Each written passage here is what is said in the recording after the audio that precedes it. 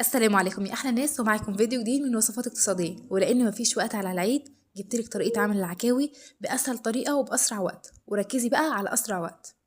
في 3 دقايق بس هتعملي احلى صينيه عكاوي، ونسيلي بقى اي طريقه اتعلمتيها قبل كده.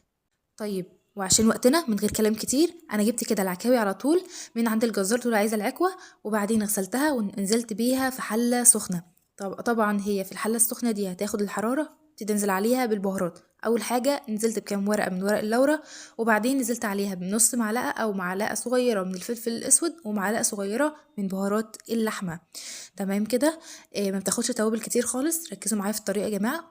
بعد كده هنزل عليها بالميه السخنه لحد فين؟ لحد مستوى وشها كده او اقل منه بشويه.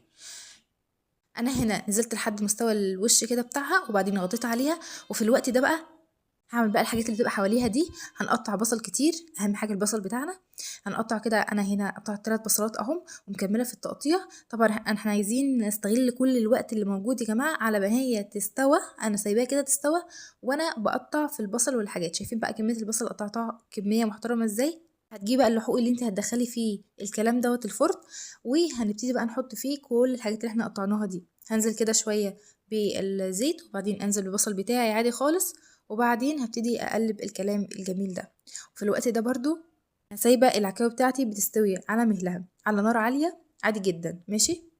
بعد ما نزلت بالبصل كده هروح بقى بسرعه اقطع شويه فلفل كده علشان احطهم مع البصل. تمام، كام فلفلايه زي ما انت حابه. بصوا معايا النهارده وشوفي هتعملي ايه. ركزي معايا، انت لو مش عايزاه حراق قوي ما تضيفيش فلفل احمر. انا هنا ضفت الفلفل الاحمر علشان بحب الطعم السبايسي كده يكون باين اكتر. تمام. ان انت تستبدليها لو انت مش عندك مثلا بشطه بودر، بس ده بيديني طعم احسن بكتير.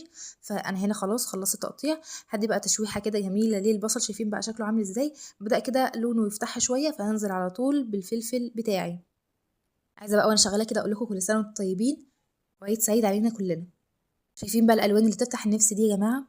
انا عايزه اقول لك بقى تقلبي فيها كده لحد ما لون البصله يدبل كده، وكل الحاجات اللي احنا حاطينها دي تاخد الدبلان بتاعها. وفي الوقت ده انا نزلت بالملح معلقه كبيره كده. هاخد بس نصها ملح، يعني قولي معلقه صغيره من الملح، وبرده معلقه صغيره من فلفل اسود، ومعلقه صغيره من بهارات الفراخ. يعني تقريبا نفس الحاجات اللي انا حطيتها على الكوارع نزلت برضو بيها على الكلام الجميل ده. طيب في الوقت ده وانا بقلب كانت الكوارع خلاص خدت التسويه بتاعتها. تعالوا نشوفها. هنا خلاص هتعرفيها ازاي من اللحمه اللي فيها. شايفه اللحمه كده فصلت بكل سهوله عن البتاع خلاص. انا هنا كنت دبلت الكلام الجميل ده ونزلت عليه بكام طماطميه كده، وبعدين هنزل عليهم بالعكاوي بتاعتي. وبعدين هدي لها تقليبه كده علشان لسه هتخش الفرن. هنا طبعا كنت مشغله الفرن يسخن شويه على ما ادي لها تقليبه